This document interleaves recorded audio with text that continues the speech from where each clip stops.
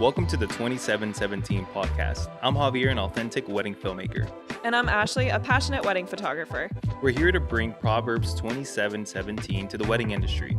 As iron sharpens iron, so one person sharpens another. In this fun series, we're all about sharing experiences and building a community. Expect heartfelt stories, creative inspiration, and some amazing behind-the-scene moments. Plus, insights from some truly inspiring guests. Tune in to connect with us, spark your creativity, and be a part of a supportive community. You're listening to the 2717 podcast. Planning your wedding isn't just about choosing a venue, it's about finding the perfect backdrop for one of the most meaningful moments of your life. That's where Juliana Estate comes in. Nestled in the heart of Lakeland, this elegant estate gives you that classic scenic charm, like a movie set, but it's all yours. Think lush greenery, romantic gardens, and plenty of room for unforgettable moments with the people you love the most. It's a place where every detail feels personal because it's not just a venue. It's where your story begins. See how Juliana Estate can make your wedding day truly yours at julianaestate.com. Thanks for sponsoring today's podcast. Hello, everyone. Welcome back to the 2717 podcast. We are so excited that you're tuned in and listening to. This is actually our first production day of 2025. So we're so excited that you're here. And it's freezing cold outside. It's gloomy. It's raining. My toes are just freezing, though. It's really cold in here. It really is. But we're so excited to have you guys back on. And honestly, me and Ashley have sat down. We talked about the direction that we really want to take our podcast in. And the overall principle that we founded this channel on has been on Proverbs 27:17. And one thing that we really want to do is create immense value to the new beginning wedding filmmaker or wedding photographer, or even if you are experienced, but we want to cater to topics that's about actually learning, getting as much value as possible. I know when I first started, I wish there was podcasts out there that talk specifically to the points that I was looking for. And the thing is that we're open to hearing what you have to say. What are your questions? What are the struggles that you're facing? Because overall, what we want to do is create an atmosphere in a community that we can improve from one another.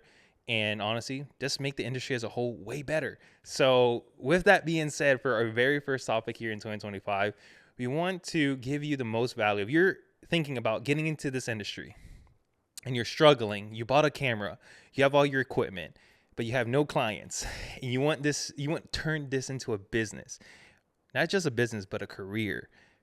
These are the key 5 tips that we're going to give you so that you can start launching your career, doing what you love, that you're passionate about, and be successful in it.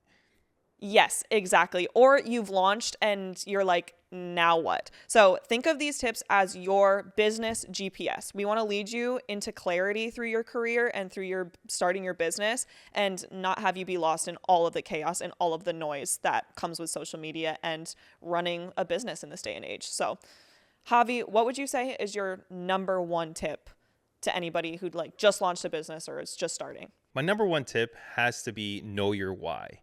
Your why it can't be superficial. It can't be about just, hey, I want to make money, or hey, I just want to take nice photos or nice video. Then that's a hobby, and stick to the hobby. Because right now, if you're going to sit down and make this into a career, you have to have not motivation, you have to have some type of inspiration that lies within you. Motivation will fade away once the money stops coming in, once you get a bad review on your website, or once something hits you hard with life, right? And now you got to figure out why am I even doing this? So understanding your why and the purpose behind it. One example I can give for myself is that as a kid, I've always wanted to be in the history books. If I was to die, what great thing can I do that I can one day be remembered? Sure, that's superficial in a way, but it's very deep because I want to be remembered when I'm gone. Not just with the family that I interact with and the ones that love me, but more on the aspect of, hey, what did I contribute to society? What joy did I bring into this world? And wedding films, it took a while to figure out that why, because I started out being the superficial. Hey, I can make a quick buck and I can turn this into a business and think of it just in that way. But when year 3 hit and things got tough, COVID hit, the big C word, then everything changed, and I had to really dig deep on what the why. And I had to spend time with God. I had to talk with him, and he told me, this is where I want you to be, but your purpose and your mission has to change. Learn your why. And for me, it was, hey, you know what? this is my contribution to society. I get to capture these beautiful moments for these beautiful couples, tell their story, and preserve that and be part of that. That's my creation and contribution to society. And once I've learned that that's big and that's part of my reasoning of why I'm doing this, even when times get tough, then okay, when challenges do arise, I can overcome it and come back to that purpose and that challenge. Yeah, I think that's the biggest thing. Learn your why and post it everywhere. Like, post it up on your bathroom mirror, post it up in your office, post it in your nightstand, like write it down a million times, because when those challenges do come up in business, which they will, you're going to want to circle back to why you're doing this and, you know, why it's so important to you to continue to do what you're doing. And like, for you, Javi, I think that's really cool that, and it shows through your work too, of like, I want to be remembered, I want to leave a legacy, and I want to create films that are everlasting for other people. You know what I mean? And I feel that way too, but like for some other business owners, like they want to make a check, you know what I mean? Or like they want the financial freedom that business owners have, or like stuff like that. But really identifying what your why is the foundation of your business, because if you are more finance like driven, you're going to do more volume weddings. Whereas like with you and I feel like we agree with like, we want to take care in our weddings, so we don't take as many weddings, but there's so much love and care that goes into each one of them. So that is like literally the foundation of your business, is knowing why you do what you do. And that's inevitably going to help you with what you produce. Yeah, and absolutely. And ultimately, it should become your ethos, right? It's your model of how you conduct yourself and how you interact with people, because that's always at the forefront, is your why is there. And it doesn't mean that's always going to stay the same. It's going to evolve, right? You're going to have other, you know, as you evolve as a person, as you have a family or you get married, like that's going to shape and change a little bit. And so you have to understand that you have to reflect back on that why, like every year. Every year. Every year. It's a new year. We're reflecting on our whys. We're making new goals, new whys even. Like you can stick to a why and create new whys as well, I feel like. So just make sure, take the time, sit down, pray about it, and really have that time alone to reflect, what's the purpose and why am I doing this? And overall, if this is the tool in terms if you're really passionate about being an artist, a creative person, and being in the wedding industry, then you're not just going to look into the things of the art, the craft that you have to do. Like that's going to come naturally no matter what, because you're going to put in that work to get better, to be a better photographer, to be a better filmmaker. But it's more in the essence of when those times do get tough, when you are challenged by the people that you love, can you defend what you're doing, and can you keep doing what you're doing? And if times do get tough, but you know this is where I'm meant to be, are you willing to do whatever it takes to keep it alive? Yeah, and I would encourage everybody listening to post your why, because then everyone that comes across your page is going to know who you are and what you're about and what you value. And you're going to have those underlying supporters that maybe never book you as clients, but like always know like, hey, I respect that person because of why they're so driven and why they're so hardworking. And honestly, it might help you even connect with clients as well. Like some people are drawn to that stuff. So I think it's so important. It really sets the foundation of, you know, where your business is going and like where you need to take it. So if you took anything out of this, is your why has to be the number one before you even start, to be honest. So good. That's key right there. Yeah. And if you've been in business for several years too, like sit back on your why, reflect and be like, okay, this was my why in the beginning. Is it the same, or have we evolved? Have we changed? So good. Ashley, what is your next tip? I would say my next tip is start with the gear you have and not the ones you want. You do not need $10,000 worth of gear just starting out, or you know, you're seeing all those ads on social media, like enticing you for like the newest, greatest thing. And I would encourage you to just master the settings on a camera that you do have already. Master also how to tell compelling stories. So mastering the people part of it, posing part of it. You can shoot on anything and be successful. Learn your manual settings as quickly as possible as well. And as a wedding filmmaker, we know that we need gear to like tell these wedding stories, compelling stories. But the thing is, you don't need it when you're starting out. All you need is really a solid camera, a solid lens, a recorder, a monopod, a tripod. I know I'm adding a lot of things. Video is very different from photo. No, it is for sure. And when I started out though, I still don't like I had the essentials, right? And little by little I started accumulating all the gear I have now to tell the stories I'm able to tell now. And it takes time. So my filmmakers, be patient out there. I'm going to share this experience of why you should really take the time to first understand the type of story you want to tell and then purchase your gear, because it's going to affect your finances as well. And when I was probably a year and a half in, I spent about $4,500 on equipment, and I put it on a credit card. Probably one of the worst things to do.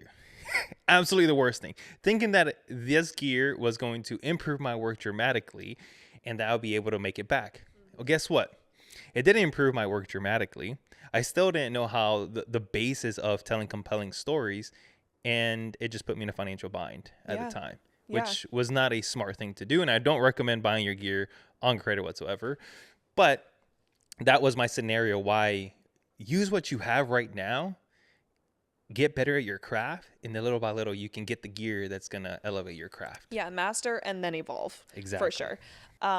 Speaking from my experience, I started my photo business on a Canon Rebel T7. They, for context, they are about $500 at Target for the whole thing, and really grew my business from there. I shot on that for probably a year, like turning it a hobby into a career, shooting on this little camera, mastering my manual settings, perfecting how I pose, perfecting how I talk to people on shoots and how I pose them. And then when I did upgrade my camera to what I shoot on now, my R6, I just felt like it elevated what I could do already, if that makes sense. So like it gave me the confidence and the ability to produce what like I knew I could produce, because I had already learned and already mastered everything that I possibly could on like this little pretty much toy camera. So like you need a starting point, and your starting point can be at 0, and that's okay. There's nowhere to go down from there, you know? So mastering and evolving is so important. So for photo wise, I would say getting just a for fun camera. There's a ton of them out there. The Rebel T6, Rebel T7, anything like that you can learn those manual settings on, because literally that is the core of everything that you're going to shoot. And get a really nice lens. A nifty 50 to start out is a great one. 35 millimeters are great. And then also for me, I love a good zoom. So if you want to make a jump and do a 24-70 or something along those lines, I don't think it'll harm you at all. Getting a bunch of different perspectives from staying in one stationary spot.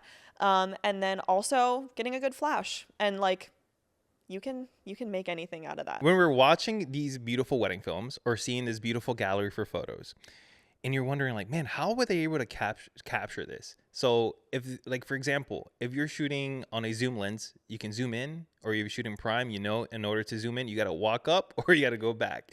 And same thing for video, right? And one of the things I've learned and mastered is that on these wedding days too as well, and as you're mastering your craft, and it ties into telling the story, is that you have to be moving all the time. You can't just stay static in one position, because part of mastering your craft and the gear is knowing how to quickly adjust from one scene to the next and be quick on that. And that's where you create that illusion where people are going to be like, wow, how many videographers were there? Or how many photographers were there? They were capturing so much. Thing is, never stay static. Always keep moving and always keep looking around your surroundings to capture the next thing.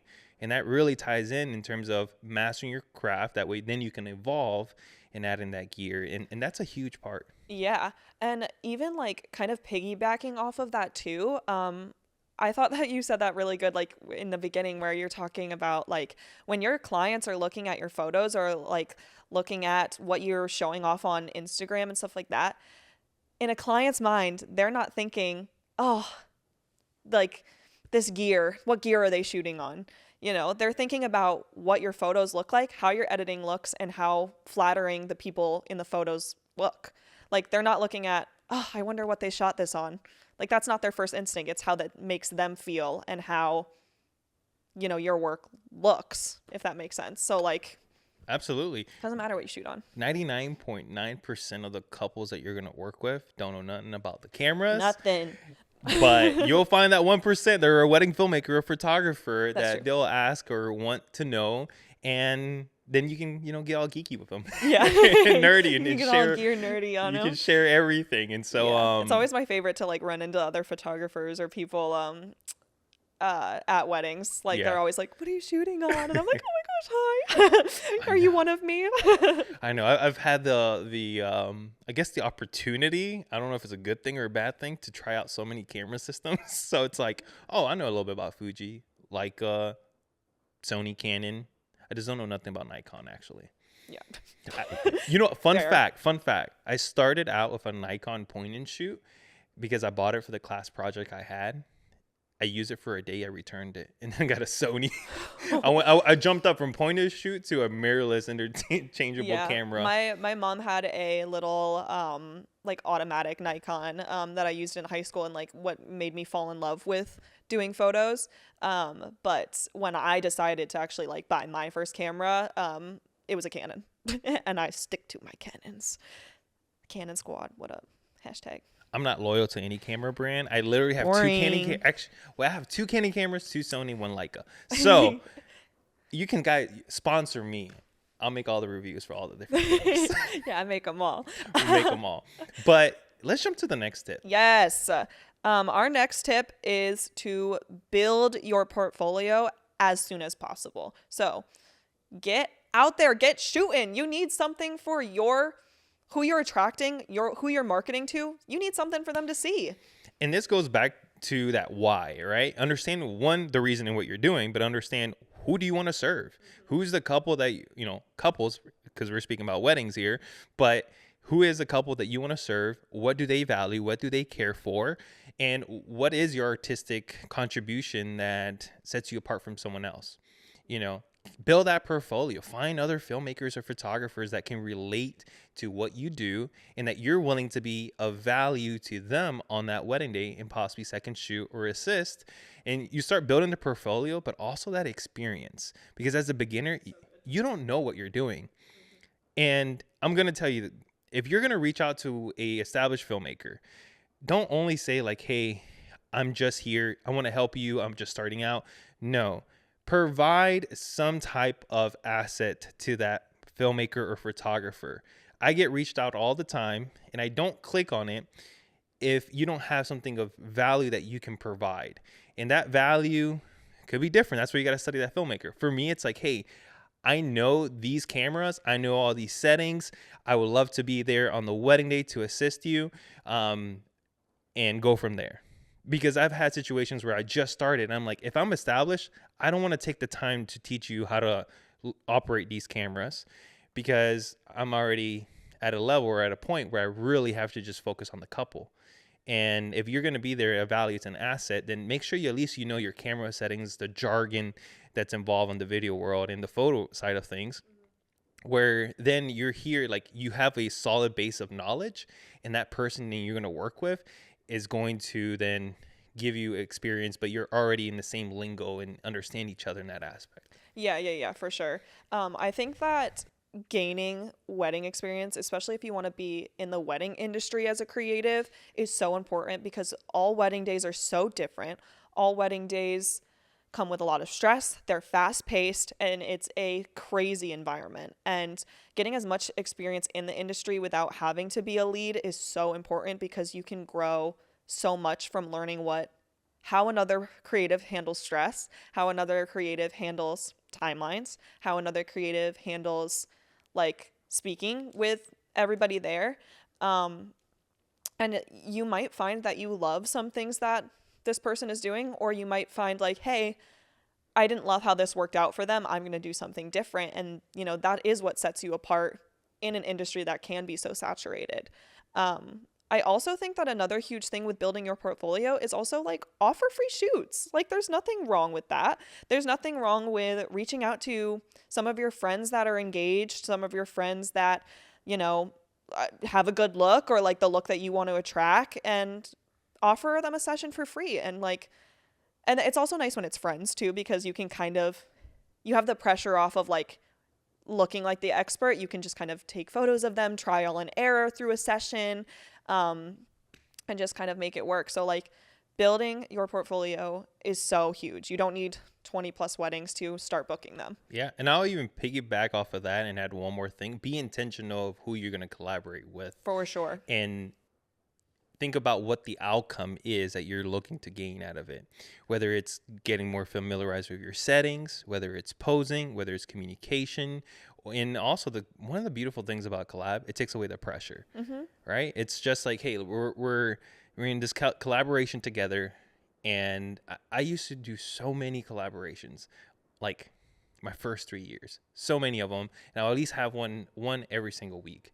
What that did, it helped me improve so much when it came to the photography side, because I was doing photos, and just being able to pose, being able to communicate with a person, make them feel comfortable in front of the camera. Because there's so many things that, besides just being behind the camera, is how do you make the person in front of the camera feel and communicate. So I was always very intentional, like how can I get better as a communicator and be able to guide them and make them feel very comfortable. And I was also kind of smart in the way I collaborated with people, because I would find age group or demographics where it's like, hey, they're in the age range where they could possibly get engaged in their relationships. And you plant a good seed here, it can come back to harvest later on. Yeah, absolutely. And even like, don't be discouraged to reach out to other vendors in the industry too, because they always love photos. So reach out to your local dress shop, like reach out to your local florist, hair and makeup artists, ask them to collab for something a little bit bigger. You get into their audience because they're going to post them, tag you, and you know, and then you're building those strong connections for referrals inevitably, and those genuine personal connections that, you know, or you're going to take into the rest of your career.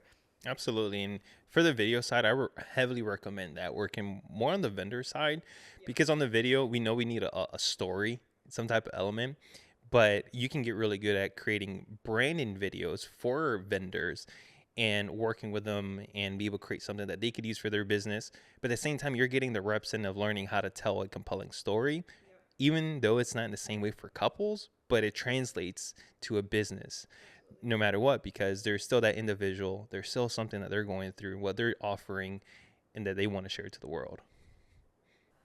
Javi, can I sing it? Sing it. Sing it. All right, moving into our fourth tip. Javi, what is our next tip? Learn to market yourself. Period. If you don't, your business probably ain't gonna thrive. Yep. Let's keep it real now. If people don't know that you exist, then ain't nobody gonna be knocking on your door for hiring your services. This is why building your portfolio is important, so that when they knock on the door, you can present to them your portfolio, but you can also share it to the world. Share what you do. Share your process, whether it's the behind the scenes aspects of it, whether it's your actual work, whether it's a little bit about who you are and the why of this aspect. And so being very strategic and using all your social media platforms, you know, we got TikTok back. Yay! So yes, build that social media presence. Go hard at it, and know that it takes time. Right? There's formulas for this, the algorithm. Nobody really knows it. Yeah, it's always changing too. It's changing. It's about showing up every single day and putting your best foot forward.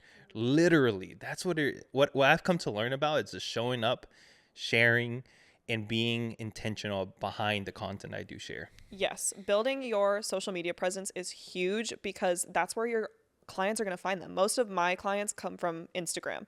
And so when people do find you, they're going to want to see your work, and not just see your work, but also resonate with who you are. If you have an about me highlights on your story, or if you post all the time, like behind the scenes at weddings and stuff like that, clients want to see that stuff just as much as your work. And don't get discouraged when it comes to, hey, I don't have 10,000 followers. I don't have 20,000 followers, or whatever it may be. It's like everybody starts from ground zero. if you're doing the work and you're being consistent at it and people can see the quality, they're going to hire you. And so if you're looking to book a destination wedding in Italy, and are you sharing that you do destination work? Are you putting it out there, and doing all what it takes to get that booking, even if you only have 1,000 followers? Yeah, and have you seen that like statistic too, where it's like people need to see something 7 times before they actually do it? It's like if you post once that you do destination weddings, okay, post it every day. Be like this in different, unique, creative ways. Like, this is my bucket list. Oh, this is my Pinterest, like searching up how I'm dreaming about being in Italy. Post Italy style things. Like, find somewhere near you that kind of gives off the Italy vibes, and like continuously sharing that, so then you can target your ideal client. Or better yet, give them tips of value that couple is actually going to use or embrace. Yeah, so good. So if you add the value, you create that content that's really going to resonate, you're hit key right there. People are going to like see that, okay, this is important. That person knows what they're doing, even though they haven't been there, but I can trust that they're going to figure it out. Yeah, absolutely. So if you don't share it, you'll never know. Exactly. Be consistent on social media. Show your face. Get up on your stories. Like, tell them about your day. Even if all you did was make coffee that day. Like, anything that, is who you are, matches with your why, matches with your vision for your business, like, share it, because people love stalking other people on social media. It's crazy. I feel like it's crazy how many silent supporters that you do have, where it's like, I watch all of your videos, I watch all of your stories and stuff like that. Like, people are watching. I promise. They are. I like our whispers. Ashley, what's tip number 5? Our next tip is to make the experience personal. And honestly, this works back into your backlog, your back-end systems, and it follows the golden rule. Treat people how you want to be treated. And so if you were the client inquiring through your website, looking for a photographer, a wedding photographer, a portrait photographer, a videographer, anything like that, how would you want to feel as the client? Would you want to have all that communication up front? Would you want it to be really bubbly? Would you want it to be things like that? Design in a way that's true to who you are. Ashley's bubbly. I'm not so much. I am fun and I do care. And I take the time to get to know my couples, because I like to go more in a philosophical route, right? Get to know you a little bit more personal. And I love to ask questions. And so my way of connecting with my couples is in creating that experience is I want to listen to what you have to say, and then share that. And then so I try to be intentional about designing my back-end systems, where if I'm asking questions, I'm trying to get as much information as possible, because it's part of how I create. But at the same time, it's true to who I am, and I'm getting everything that's going to make me, feed me all the stuff that I'm going to need to create a way better experience for you. And so one of the things that I love that you said is being over communicative. Always be very communicative in your processes. So good. Take the time, and everyone has their different approach, but my approach is I don't send a brochure unless you schedule a call, because I want to make sure when you are on that call, I get to know who you are, you get to know who I am, but you get to know the process and that journey and what that looks like. That's huge. And then that couple can decide whether or not they want you for their wedding, and that's okay. But if you give me the opportunity to then tell you at least how this journey is going to be like and over communicate, then I know that I feel good about it if they say no, because I took the time to over communicate. They got the opportunity to hear and listen and ask any questions and make any follow-ups. But when you do that, you'll feel so much better in terms at the end where you did a great job. And for me, over communicating is talking on the phone and going through it. Some people are really good at writing, and that's a gift as well. So use your giftings in that way of how do you communicate with your couple. Yeah, and I think that comes full circle with, like, they are entrusting you with one of the biggest days of their life. So it's so important to be as true to who you are, because at the end of the day, you're making not just memories for them, but also like memories through you, if that makes sense. Like, you're going to be the one that's there on the day of the wedding. You're going to be the one that's leading them around, someone that they're going to have to put full trust in to like make them look flattering, get the best angles, get the best reactions, like get everything that they want captured. They're putting a lot of trust into you as the creative to create their vision. So they're hunting for someone that like fits with them. So if you stay as true to who you are as possible, you're going to attract those people that you want to attract, but also you're not like blindsiding what is that word? Blindsiding the client as well. You know what I mean? Like if your emails come off really, really bubbly and then in person you're really, really monotoned and not as bubbly, they're going to kind of be more so confused, which again, this is why we have phone calls, people. This is why you should book calls with your creatives before you hire them. So we don't have no sepia brides up in here.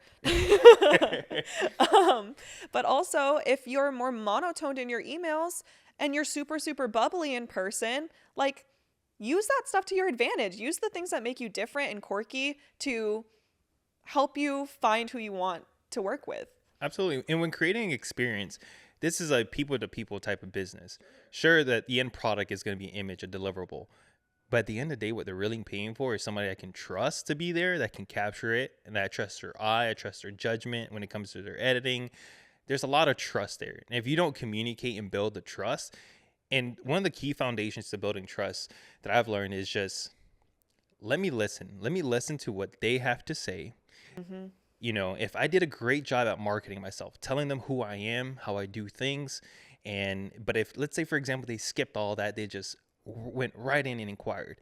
Listen to them, throw them questions that are going to make them think about what they are really wanting out of this wedding day. And one great question to ask when you have your wedding is over, you have your photos and video, what emotion do you want to feel? What are you looking forward to the most after the wedding? Oh, good. Of those deliverables. That's going to give you everything you need to know of how to approach the conversation. And also if they value your approach and how you do things. Yeah. You know, and if we get one of those, like, well, really just don't care. We just want the photo and video. That way our parents can get off our backs or whatever it may be. Then you can quickly find out whether or not that's going to be a good fit. Mm-hmm. And you can decide as a business owner if you want to take that client or not. Yeah. You know, and then you'll have other couples where it's like, look, there's only 2 events in life where everybody's together. It's a funeral and a wedding day. And only on one of them you're alive. Mm-hmm. And that means a lot to me. It's really rare when our family comes together.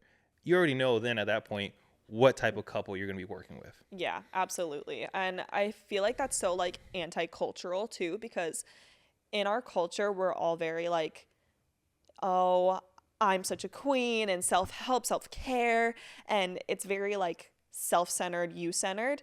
So to kind of piggyback off what you said of like, you need to hold the brakes on what you're kind of, to an extent, hold the brakes on you, listen to your clients on their call, listen to your clients throughout your rest of your consults too, because like when you listen and you just retain, you're going to thrive in this service-based industry. Like, yeah, because you're going to be serving them exactly what they're looking for because you listened. If you're an artist at heart, like you always think about your craft only, and sometimes you neglect on the side of a business owner. Think about it in this way.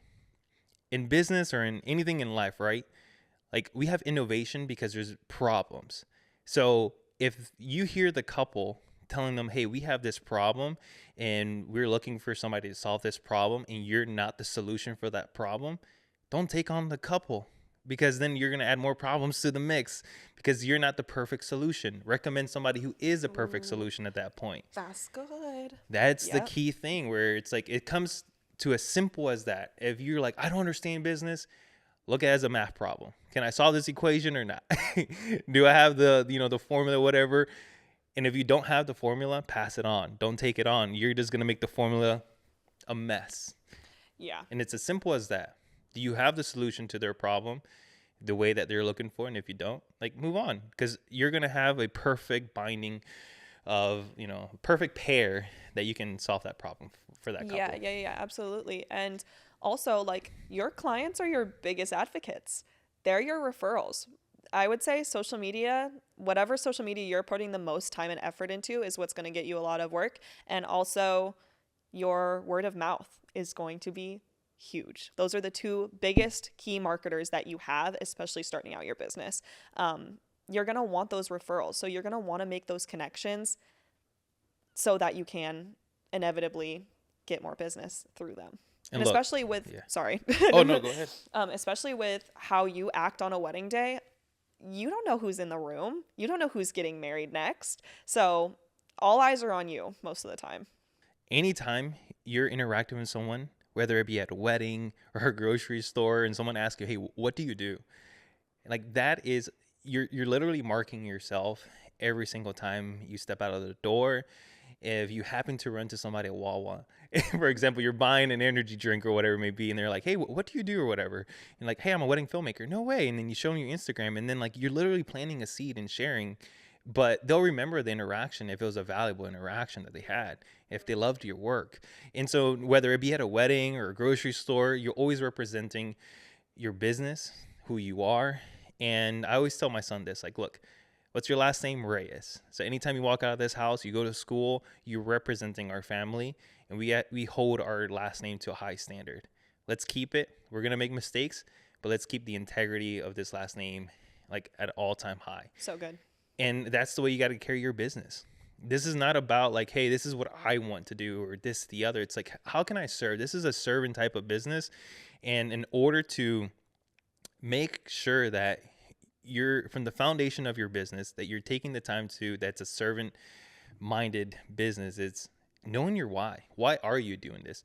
Like for myself, I knew that, hey, I wanted this to be about like, how can I be in the history books?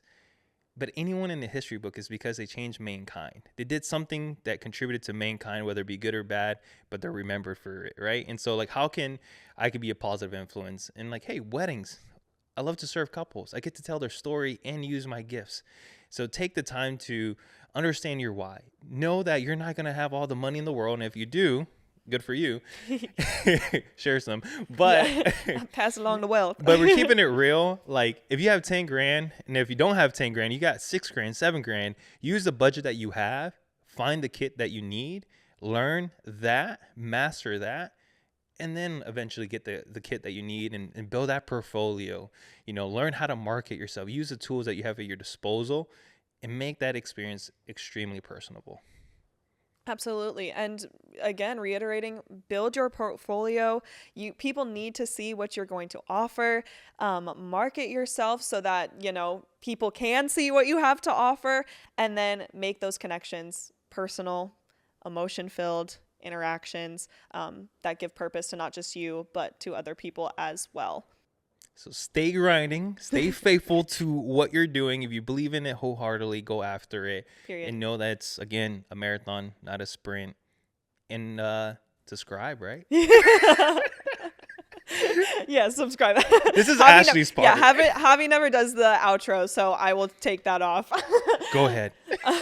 I'll kick it off from here. Thank you guys so much for tuning in to today's episode of the 2717 podcast, where we gave you our 5 tips on how to game change your business starting in 2025 and where you should start if you are a new business owner. So if you are a new business owner and a new wedding creative and you are looking for a place that comes at you with educational content every single week, we come at you every Monday, first 3 Mondays of the month. And we're so excited for all of the things that we have coming up. We have some really fun surprises coming up as well. Stay tuned, subscribe, follow us on Apple Podcasts, Spotify, YouTube, leave us a review, and also follow us on Instagram at 27, the number 17 spelled out, podcast. Javi, where can they find you, your business? At sundial.creatives on Instagram and at sundialcreatives.com. And you can find me at Ashley Jade Photography LLC.com. And also same thing on Instagram. It's been real. It's been fun. We will talk to you guys next time. Have a good week. Bye.